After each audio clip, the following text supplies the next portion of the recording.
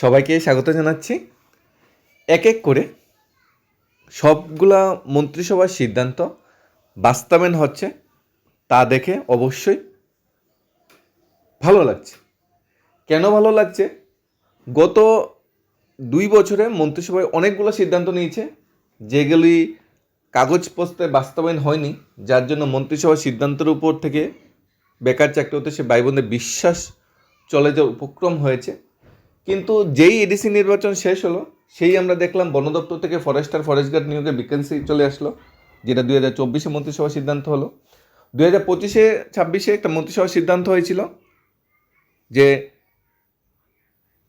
Industry and commerce ডিপার্টমেন্টের অধীনে নতুন ভ্যাকেন্সি নিয়ে আসা হবে। সেই সিদ্ধান্ত কিন্তু বাস্তবায়ন হচ্ছে। তবে মন্ত্রিসভা যতগুলো পোস্ট ক্রিয়েশন বা ফিল আপের সিদ্ধান্ত নেওয়া হয়েছে, সবগুলো পোস্টে ভ্যাকেন্সি কিন্তু আসেনি, বা আর অনুযায়ী কিন্তু কিছু ভ্যাকেন্সি এখনও খালি পড়ে আছে। যাই হোক, মন্ত্রিসভার সিদ্ধান্ত বাস্তবায়ন হচ্ছে এবং আশা করা যাচ্ছে অন্যান্য যে সিদ্ধান্তগুলি নেওয়া হয়েছিল, বিশেষ করে পুলিশ কনস্টেবল, এসআই, জিআরবিটি, এই সিদ্ধান্তগুলিও বাস্তবে রূপ পাবে। এখানে Tripura public service commission TPSC কর্তৃক নতুন চাকরির অ্যাডভার্টাইজমেন্ট চলে এসেছে।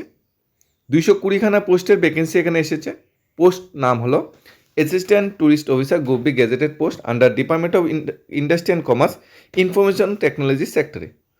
ত্রিপুরা পাবলিক সার্ভিস কমিশন অধীনে নিয়োগটা হবে। এই যে ইনফরমেশন টেকনোলজি সার্ভিস আইটিএস, ত্রিপুরার ইনফরমেশন টেকনোলজি আইটিএস, এটা নতুন একটা সার্ভিস চালু করা হয়েছে। আগে যেমন টিসিএস, টিপিএস, টিএফএস ছিল, সেরকম টিআইটিএস নতুন সার্ভিস আইটিএস রুলস চালু করা হয়েছে 2025-এ। ইনফরমেশন টেকনোলজি সেক্টরের অফিসার নিয়োগ করা হচ্ছে। ডাইরেক্টর অফ ইনফরমেশন টেকনোলজি অধীনে এই নিয়োগ প্রক্রিয়াটা কমপ্লিট হবে। Salary structure initial basic 47,600, 41% DA, 8% HRA, MA তো এখানে নেই যেহেতু গ্রুপ বি। তাছাড়া অন্যান্য যে সিএ সব কিছু অ্যাড হয়ে 70,000-এর কাছাকাছি ইনিশিয়াল স্যালারি চলে যাবে।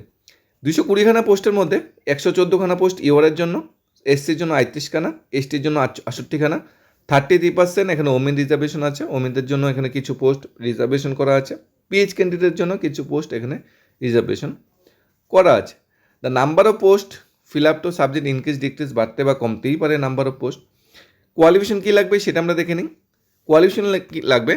ব্যাচেলার ডিগ্রি পাস আউট হতে হবে ইঞ্জিনিয়ারিং টেকনোলজি, বিই বা বিটেক পাস আউট হতে হবে কম্পিউটার সায়েন্সে, অথবা ইনফরমেশন টেকনোলজি, অথবা ইলেকট্রনিক্স অ্যান্ড কমিউনিকেশন, অথবা electronics and telecommunication, government institute, government registered institute, AICT, UGC recognise institute থেকে, অথবা মাস্টার ডিগ্রি পাস আউট হতে হবে কম্পিউটার, এমসিএ পাস আউট হবে কম্পিউটার সায়েন্স, কম্পিউটার অ্যাপ্লিকেশনে, গভর্নমেন্ট ইনস্টিটিউট বা গভর্নমেন্ট রেজিস্টার্ড ইনস্টিটিউট থেকে, তাহলে অ্যাপ্লাই করা যাবে।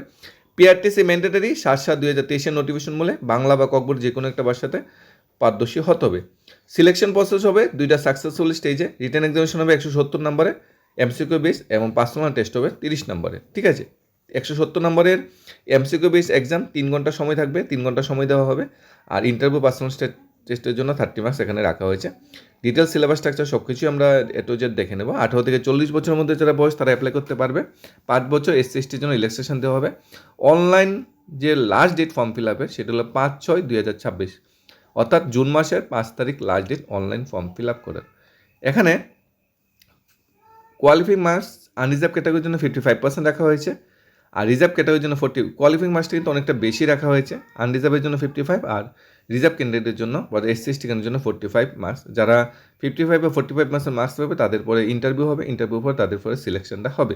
12 মে থেকে অনলাইন ফর্ম ফিল আপ শুরু হয়ে যাচ্ছে, 5 জুন পর্যন্ত অনলাইন ফর্ম ফিল আপ হবে, অর্থাৎ আমাদের কাছে আরও অনেকটা সময় আছে।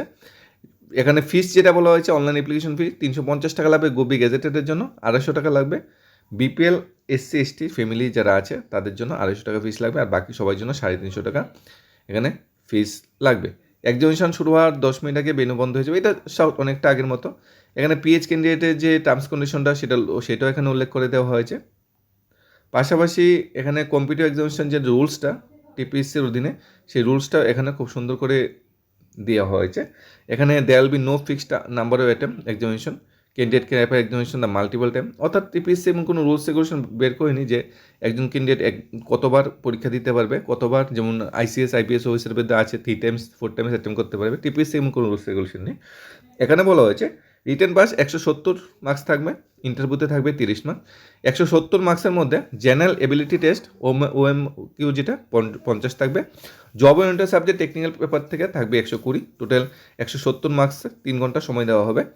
জেনারেল এবিলিটি টেস্ট থেকে 50 মার্কস আর জব ওরিয়েন্টেড সাবজেক্ট থেকে থাকবে 120 মার্কস, টোটাল 170।